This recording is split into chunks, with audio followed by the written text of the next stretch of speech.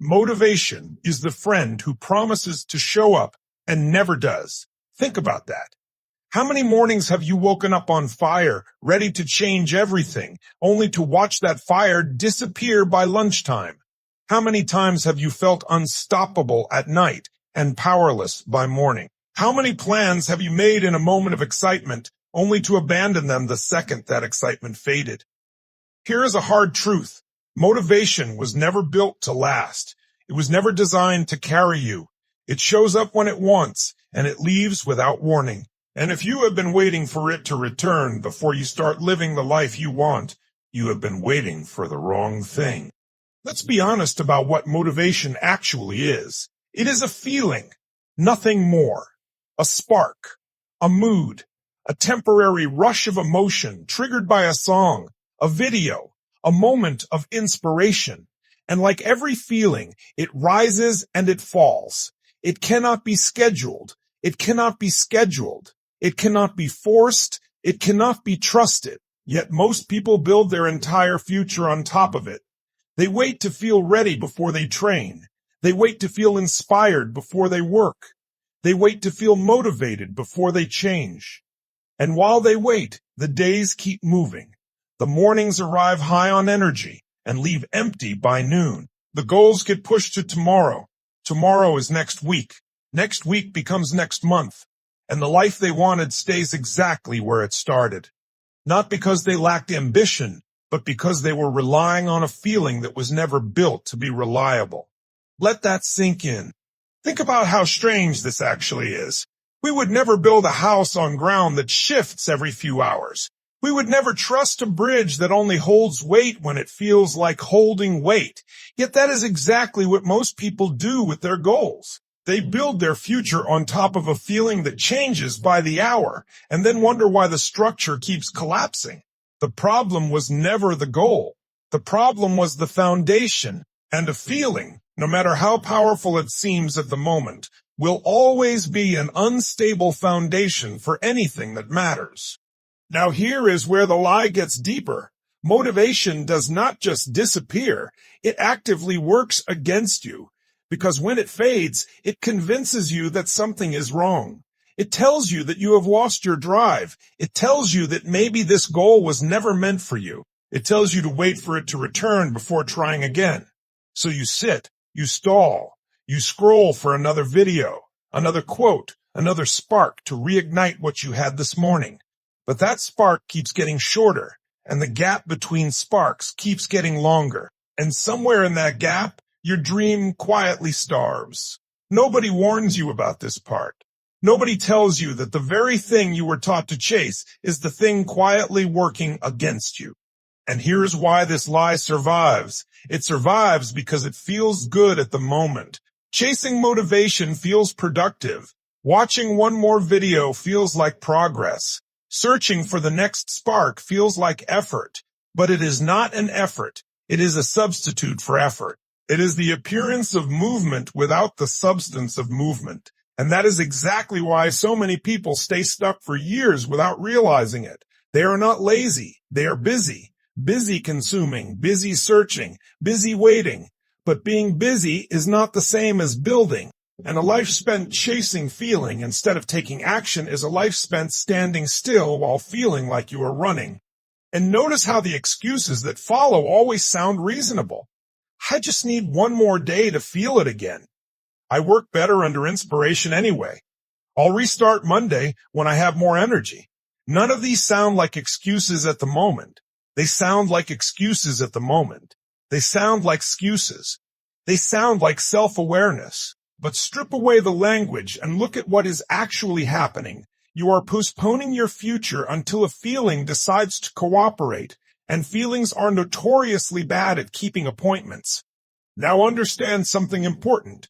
This is not a flaw in you. This is a flaw in the system you were taught to follow. You were taught that feeling comes first and action comes second. But the truth works in the opposite direction.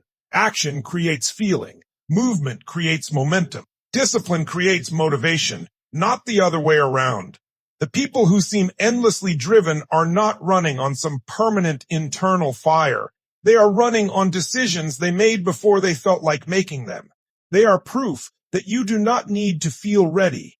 You only need to begin. And once you begin, something strange happens. The feeling you were waiting for arrives late, almost embarrassed, trailing behind the action it was supposed to inspire. Think about the difference between a dreamer and a doer. A dreamer waits for the mood to strike. A doer builds a system that does not depend on mood at all. A dreamer needs inspiration to start their day. A doer starts regardless and lets inspiration catch up later. A dreamer treats motivation like fuel.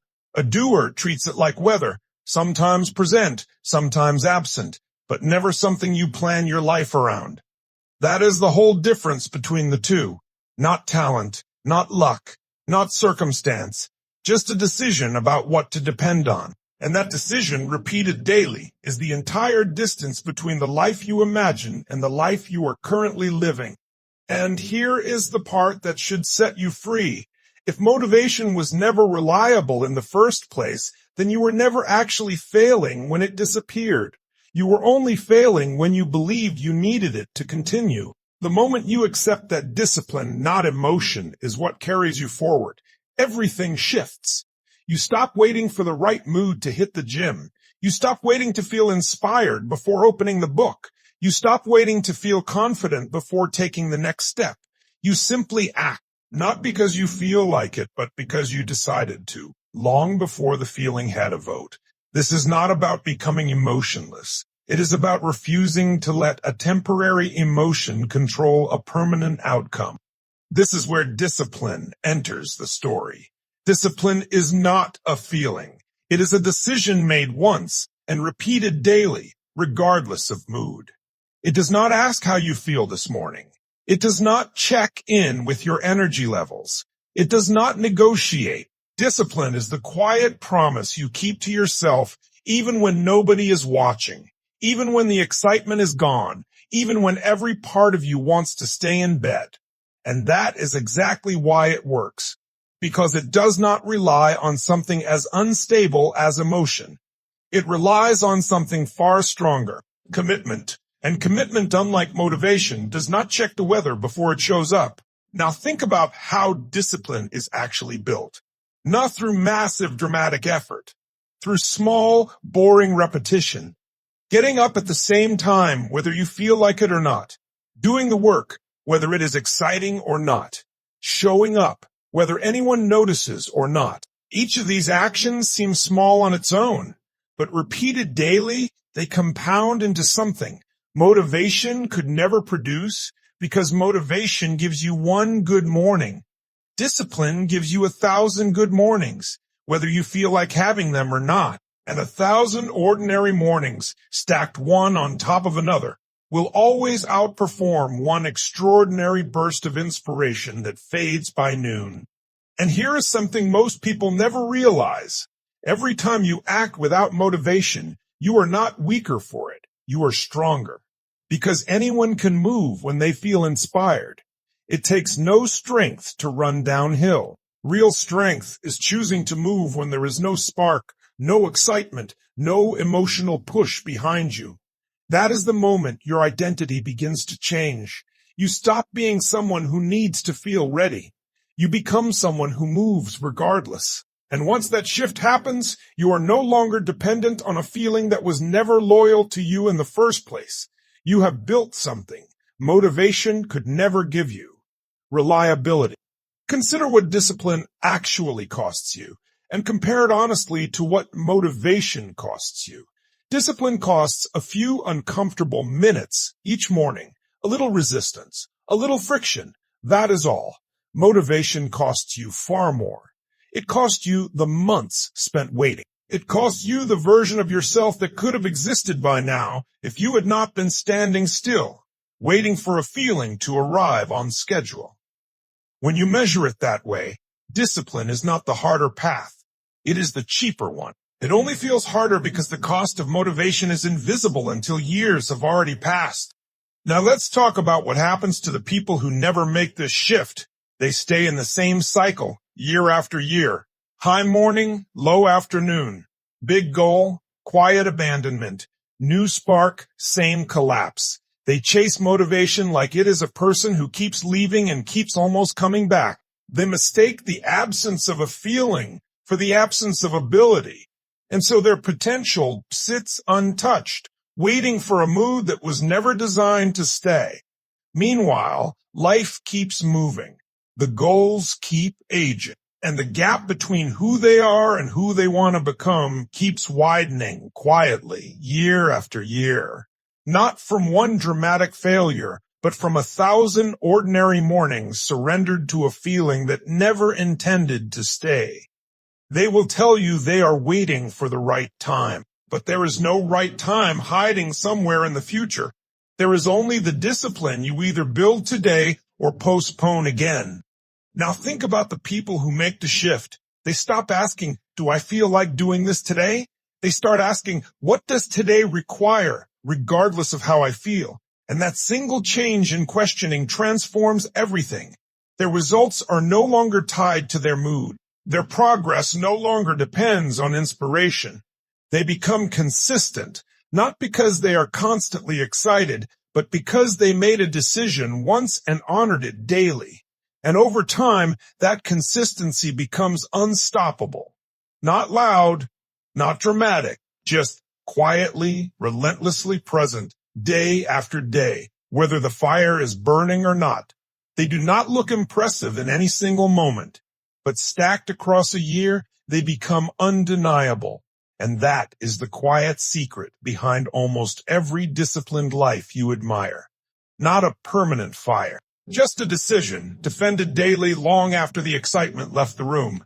Now think about this over a longer stretch of time, not just tomorrow morning, but a full year from now. Two people start in the same place. One waits for motivation before acting. The other builds a system that does not require it. In the first month, you would barely notice a difference between them. Both have good days. Both have bad days. From the outside, their lives look nearly identical.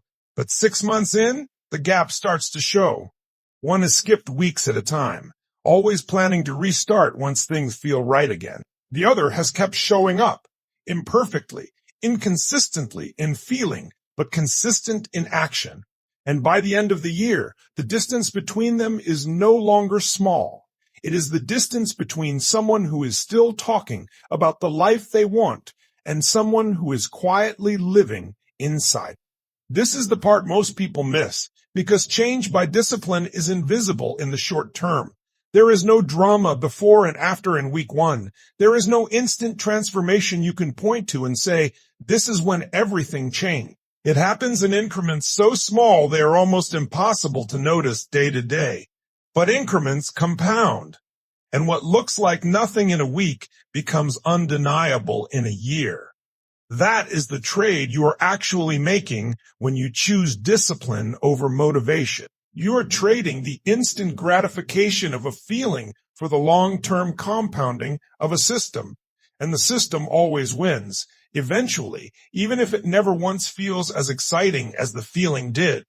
Most people never make that trade, not because they don't want the outcome, but because the outcome is too far away to see clearly from where they are standing today.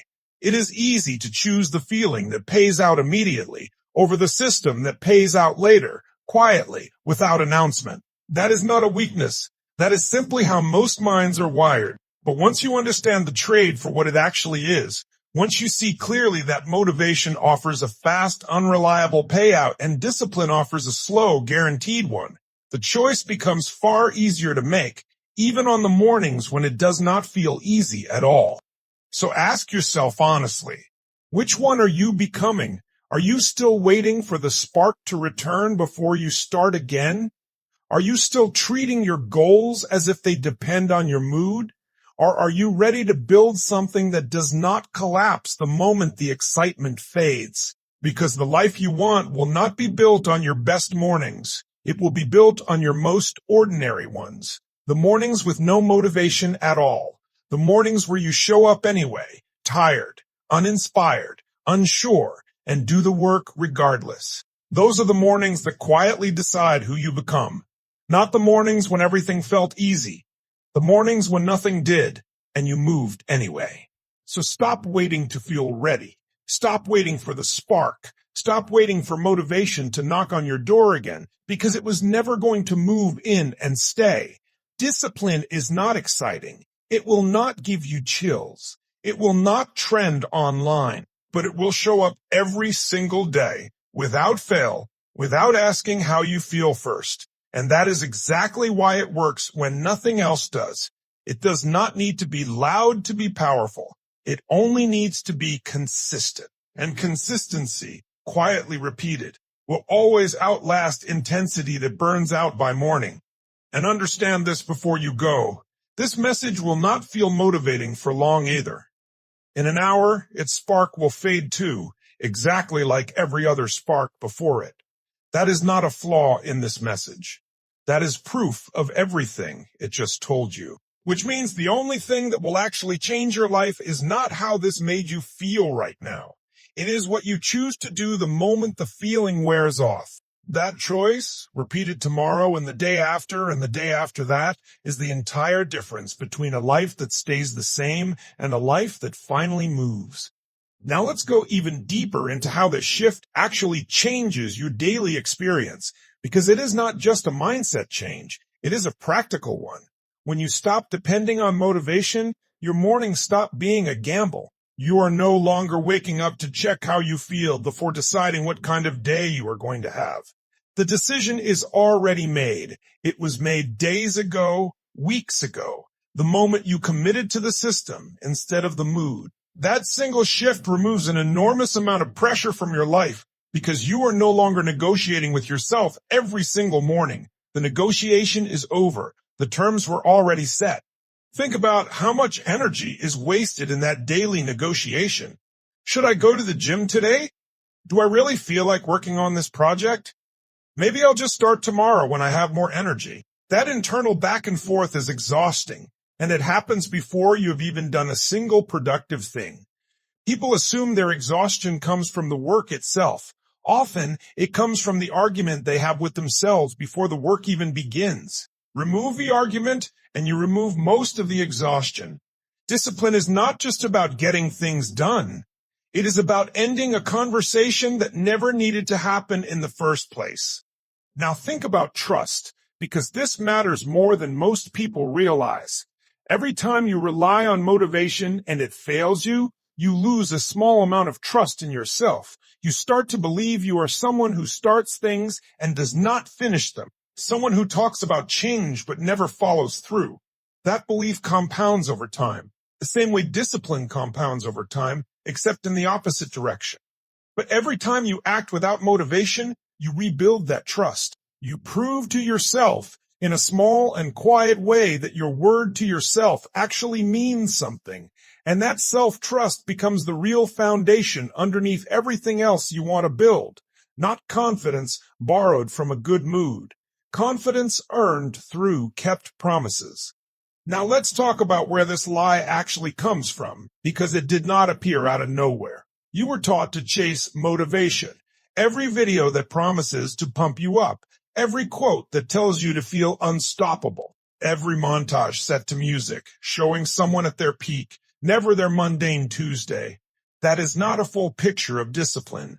That is the highlight reel of discipline, stripped of everything ordinary that made it possible. And when your own life does not match that highlight reel, you assume something is wrong with you.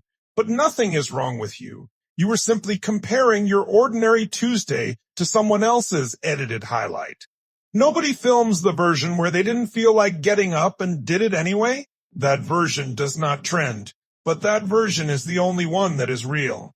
Think about how this cycle gets reinforced. You feel low, so you search for motivation. You find a video, and for a few minutes, you feel charged again. That charge fades within hours, so you search again. And slowly, without noticing, you have trained yourself to seek a feeling instead of building a habit. You have built a dependency on inspiration the same way some people build a dependency on anything else that offers a quick lift and a slow crash. The content itself is not the problem. The problem is mistaking the feeling it gives you for the discipline it was supposed to inspire. Watching motivation is not the same as practicing it. One is consumption. The other is construction, and only one of them builds anything that lasts. Now consider what your body and mind are actually doing during those highs and lows. You are not broken when the feeling fades. You are simply human.